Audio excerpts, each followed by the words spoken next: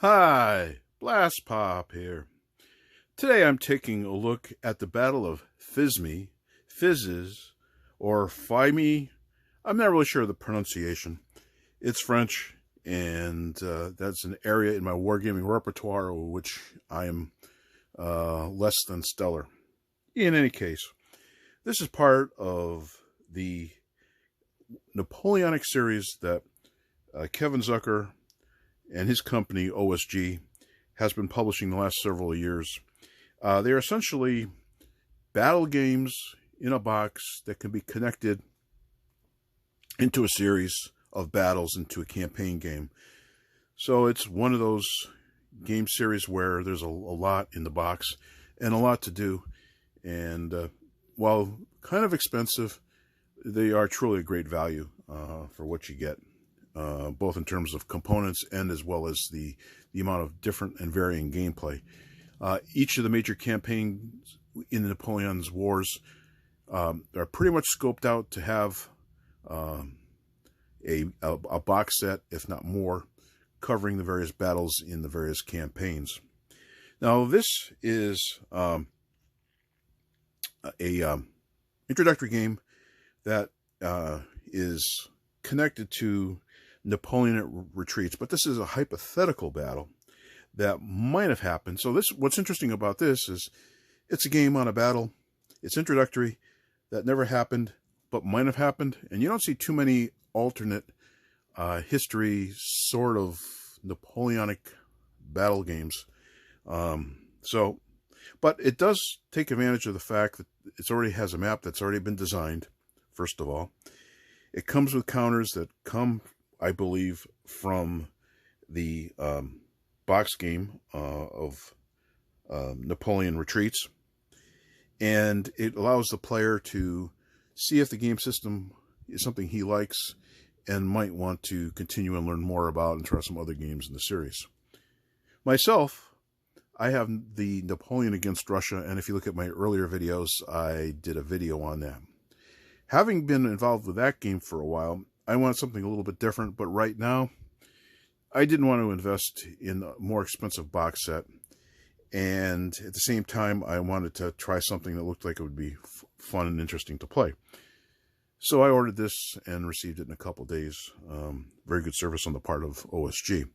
So I figured I'd do a quick video on this to show you what's included and the fact that, in my opinion, it's a good value for the money. And whether you're an experienced gamer in the series or you want to dabble in it potentially, definitely you get your money's worth. So it comes in a handy-dandy Ziploc bag. Has a cover sheet.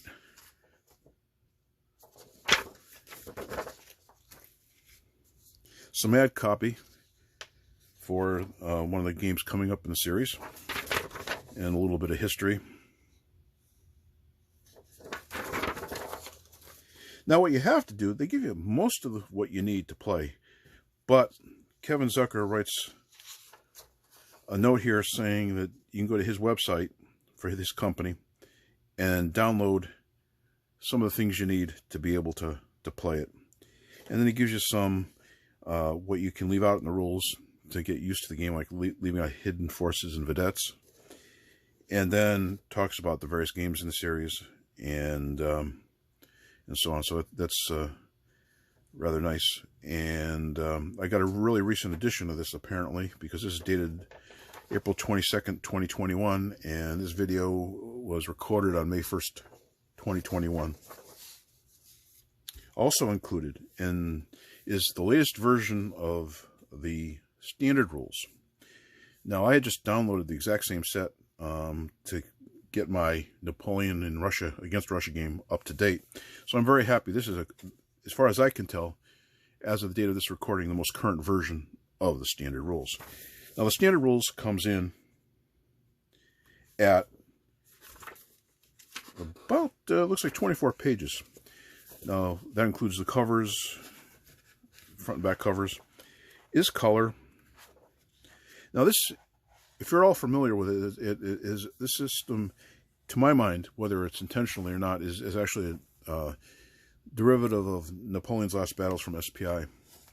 a game system that I like quite a bit. Now, what Kevin has done is over the years, he's taken the latest research and play testing and essentially upgunned the system to be a little more modern in terms of rules, structures, a little more depth. But at heart, it's basically, in my opinion, Napoleon's Last Battles.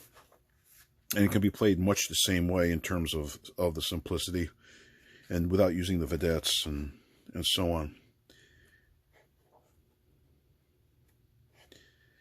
And while the rules book looks dense, it's just only 2 columns. The print is fairly large. And if you're a wargamer, I mean, there's nothing here you really haven't seen in one form or another over the years. You know, you're stacking your zones of control, leadership, command, your sequence of play, your introduction, rules for hidden forces and repulse. Again, hidden forces can be eliminated in your first game. And I suspect there's a lot of people who don't even play with those. Combat modifiers, combat results. Nicely and cleanly illustrated. Everything is done tactfully, is the best way I can describe. Everything is done pleasing to the eye, clear. Almost the way the rules are presented reminds me of a style that Victory Games used to have years ago, the way things were edited. Now, for those who are not familiar, Kevin Zucker used to be one of the old guard from SPI years ago, and ranks in the pantheon of, in my opinion at least, of Richard Berg, Mark Herman, John Butterfield, Joe Balkowski. He's definitely in that league. His specialization, though, is Napoleon, and you got to admire the fact that he does and pursues his passion. Also included are your combat results tables, explanations of the combat results. You got shock combat now, you got charge combat, you got your basic combat, plus your bombardment table. So again, it's more than essentially just the combat results table that Napoleon's Last Battles used to be. So there's more depth. It might be a little more finicky, but not too much more. Also included is essentially a second set of combat results tables. And also, if I can open this, more summaries, terrain effects, and more terrain effects. You get a sheet of counters. And again, these appear to be counters that are used in the larger game, used to create a hypothetical situation. The only thing I've read is that the only thing is missing is burning bridge counters, which I don't think is a major impediment. And I'm not sure how often it's used, to be honest with you. But other than that, the counters are nice and thick, relatively thick. They're the brown core. Very nicely done. Very pleasing to the eye, and they do fit nicely against the map. They contrast nicely to the map without either overburdening the other. Your backside, and of course you got the national colors for the French, and the eagles for the coalition for hidden forces. Very nicely done. Tastefully done. And then the map is a 22 by 17 or 17 by 22 map. Then you got your major terrain features. You got your roads, your trails, essentially, your towns, rivers, swamps. And I believe the map is done by Charlie Kibler, if I'm not mistaken. Yeah, it is done by Charlie Kibler, and who's well known for doing excellent maps over the years. Very clear. I think there's very little room for interpretation of what's on the map. I think it's very clear, but done yet in an artistic period style presentation. Like it very much.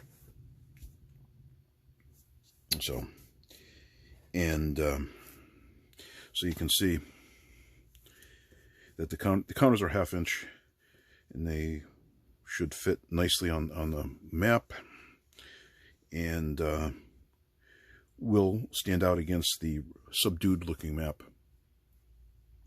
Very nice.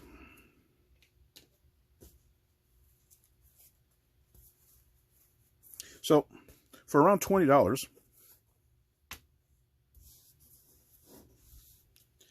it's a good deal.